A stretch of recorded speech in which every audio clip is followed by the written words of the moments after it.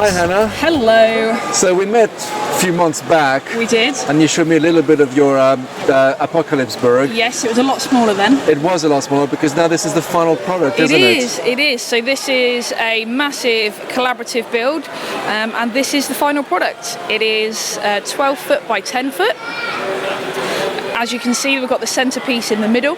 So very similar to the Apocalypseburg set, but it has been quite heavily modified and raised, so it's a really big centerpiece. It has been. I can see that it's been raised because I can see that's all different. What is different? Like there's a slanted sand green piece here that I don't recall in the official piece. So we've just added some more kind of apocalyptic things like chains and ladders and lots of different minifigures. There's about 3 Emmets on there. Oh yeah, they're right there in front of us. Yes, exactly, yeah. Just to make it even more apocalyptified, really. This building here doesn't look very apocalyptic though, does it? It doesn't. So that was my friend's choice, Ed Pearson. That is, I believe it is part of a Harry Potter set that was once in a job lot and got kind of apocalyptified, as it were.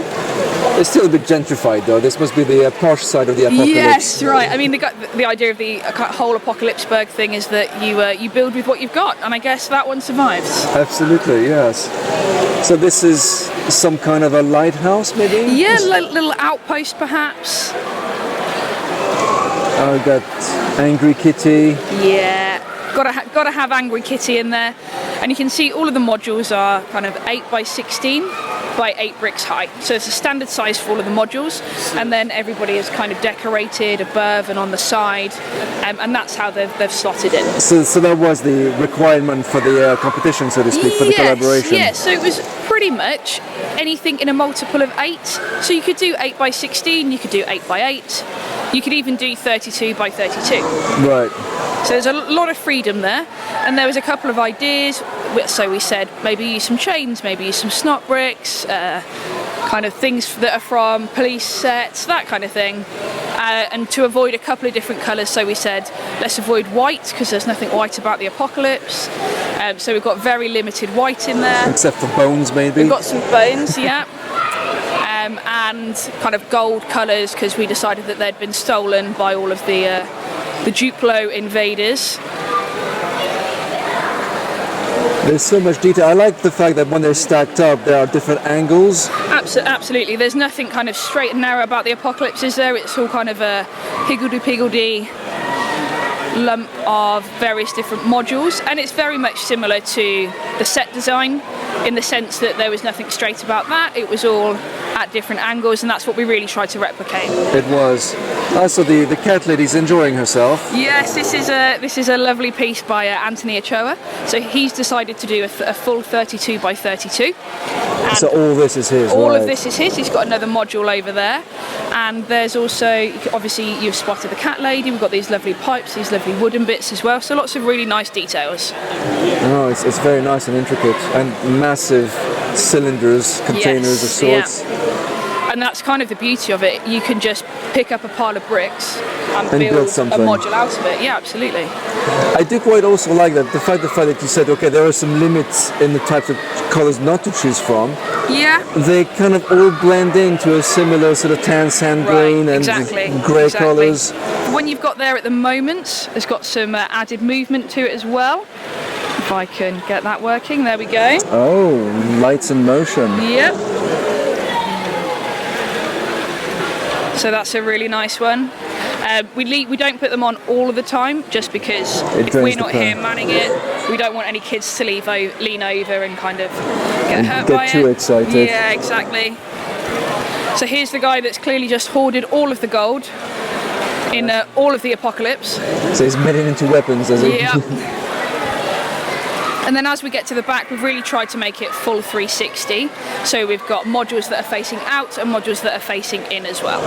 I do notice that, because there are things on the other side that we probably won't get a chance to see because it's too far away.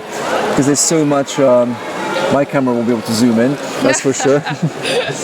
Yeah, so because it's so big and because we wanted it to be 360, we, instead of having the very large mountain area, we decided that actually having stuff that you can get really up close to with a lot of detail would be way more interesting. Somebody converted their car into a building? Yeah. There's loads of different sets that have been converted, like I think I'm not sure where the chum bucket's from, perhaps SpongeBob. Yeah, that rings a bell, the chum bucket. And there's a couple of Octan things over there as well. I've seen an Octan bell holding up the Statue of Liberty on the other side. This looks like it was like a gold mine set or some sort of construction set. I think so. This was a 32 by 32 by Yestin as well. So he brought that over. Loads of really nice bits in there. So they've exhausted all the gold now. Yes, yeah. Sold it to that guy back there, I reckon. Yeah. Oh, it's almost like a spaceship. Yeah, it could well be. You know, it could be anything. Your creativity's the limit. Oh yeah, this is a boat. Bit of a boat, yeah. Then we've got the ship's mast down here as well. I guess it's the fun thing as well, when you've got multiple people, they've all come with their own ideas. Absolutely, so this guy here's actually built a jail cell. So he's got like a little, or is it, oh no, it's a bar, this one. This one's a bar. Well, it's easy to get confused considering the front of it. It's got all of the bars, maybe he made it out of a jail cell. So this is one by Jamie, and he's actually done, instead of 8 by 16, he's done 8 by 32. So any multiple of 8 works. And it's really nice that you're able to kind of open that up and get in there as well. It's very nice, the flexibility of the rules as well, because again you get different size, and it all still slots in because of the multiples. Something toxic here, there's an hazmat guy.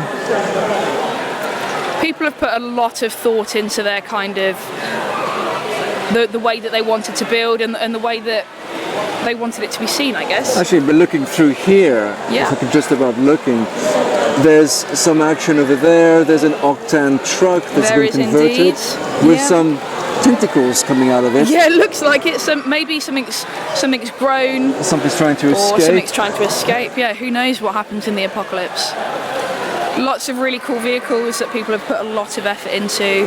And the solitary tree, I noticed that. A solitary tree, yeah. They're trying to keep it alive, but it's not going too well for them. It looks very brown. It does look very brown. And then on this side here, we've got the wasteland. So that's what used to be Bricksburg. And now it's kind of wasteland because they've built Apocalypseburg. So we've got some broken buildings. The high-rise buildings are broken down. Absolutely, yeah. Broken buildings, broken roads. There's a little bit of action out here, but not a lot. Part of a boat. Yeah, this is a really, really nicely designed vehicle by Gavin. So that's it's quite intricate, really nice. Isn't it? Yeah, really intricate. I like the effect of the broken windows. That's Gavin again. He's done really well there. So like decrepit building. It totally looks like safety glass has been smashed into pieces. He's even managed to get the door to kind of hang off it as well, which is a lovely touch. And somebody's burning carcasses? Not quite sure. Who knows what happens in the dark corners of the apocalypse? That's not exactly child friendly, though, is it? That's Metalbeard on his own? Yeah, he's having a little swim on his surfboard, and you can see there's a fresh seafood place and a diner there, which Adrian actually created out of some hidden side sets. So some really nice pieces in there for it as well. Very nice. And we have a windmill that is powered, but as I said before, we don't want to put it on if we're not next to it, just in case. No worries. And we have here all the contributors. Yeah, the majority of contributors. I'm going to need to get some more tiles done, but the majority are there. Had some lovely surprise contributions as well as I was setting up. Right. And then down here we've actually also got it signed by Nico Vass, who worked on the Lego Movie 2 set, and also Justin Ramsden, who says good luck against the Duplo invasion, and he was the Lego designer for Apocalypseburg. No, I've heard of Justin. Yeah. Actually, I've spoken to him on Twitter, which is very exciting. Yeah? He's a very nice chap. He just answers questions, so it's very nice. Yeah, both of them lovely guys. Oh, and here's the remnants of the Duplo invasion. Absolutely, I had to get the heart in there because this whole build was about bringing people together. And yeah, that's what it's all about, the LEGO community coming together towards one aim. Well, it's absolutely amazing. I mean, you could stay here for hours, but we don't have hours. So I'm very grateful for you showing me around.